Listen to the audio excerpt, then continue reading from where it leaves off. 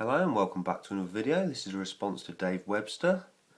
Basically he was talking about which sort of Mega Drive boxes you prefer the most. Now he did say, or he did really mean between the black and the blue ones. I sort of give him a nonsense answer and said that I prefer the Japanese ones, which was a complete cop-out to be honest. Although obviously you cannot deny beauty of the Japanese releases, but to me I don't think it really matters. I mean, you'd probably agree.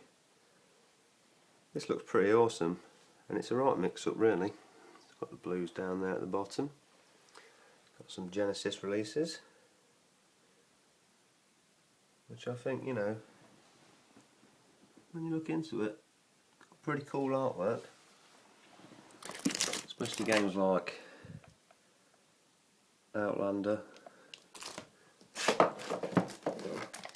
games like of course Troubleshooter. You know, you can't go wrong. Same can be said for the Mega Drive releases. Classic Michael Jackson Moonwalker. You know, that is incredible artwork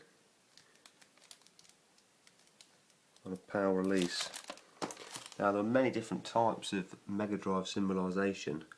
One of the strangest variants I've got is this one here, ToeJam and Earl Planet Funkatron. And I believe this is a bit of an exception to the rule because it was released on both the black and the blue label, so we do see the black label variation here. Also Electronic Arts, as Dave pointed out, did change the Mega Drive symbol many times. We see that Road Rash 3 there was very much the same as the later blue label Mega Drive games, like Dynamite Heady. And you can see the blue label themselves, they went through various changes. The most popular, I think, or the very later games, was the blue with the slight dots. I don't know if you can pick them up. But the early blue ones, like Sensible Soccer, were just strictly blue. So there wasn't a lot of rhyme and reason to it, I don't think. I think the PAL and the American stuff gets a bit of a slagging off in terms of artwork because of how, you know, beautiful the Japanese stuff was, but I think that's a bit uncalled for. I mean, some of this stuff's just iconic to me. It's Electronic Arts General Chaos. You know, look at that. What a cool way to set out the back of your box.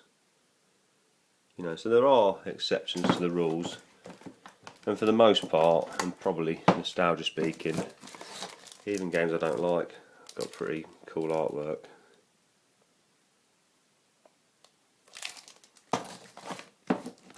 One of my favourites here, Chaos Engine, very iconic.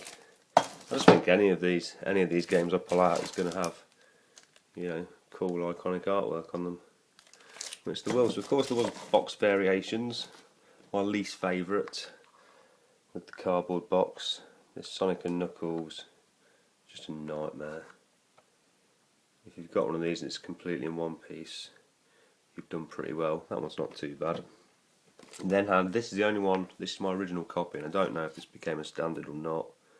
I've never seen any other Mega Drive games with slip cases, but this Psycho Pinball did. Yep, I did pay $39.99. And the interesting thing is it's got 4 tables. Just slip it out. So we've got 2 on the back of the slipcase, and we've got 2 on the back of the box, which is just a nice little touch.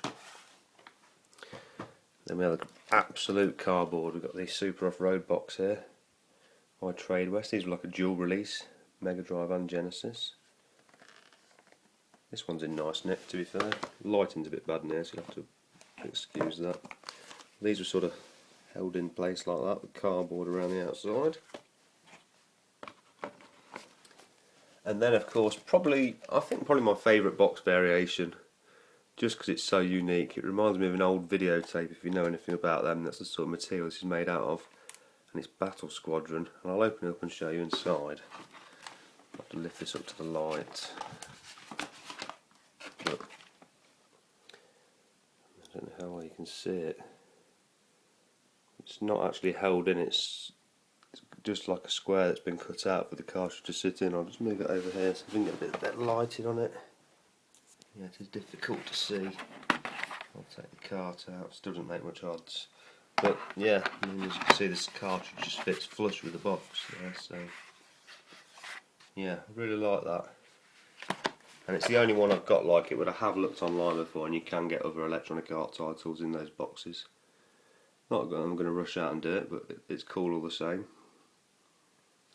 So there we go. Yeah, that was really the response, and basically my answer is I'm not fussed at all.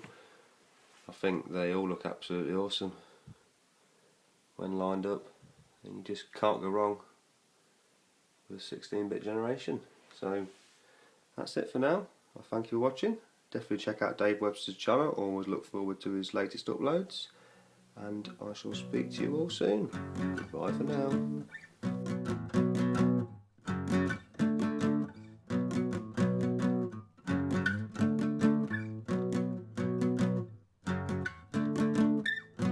Heard you were slipping out. Yes, I heard you were leaving, and no doubt just seen you just calling me out. I heard you had no fucking doubt. She said I love you, but don't take me the other way. I said wait till tomorrow, see you falling another way. Say seeing nothing, but it's all you want. Seeing nothing, but you've come so far.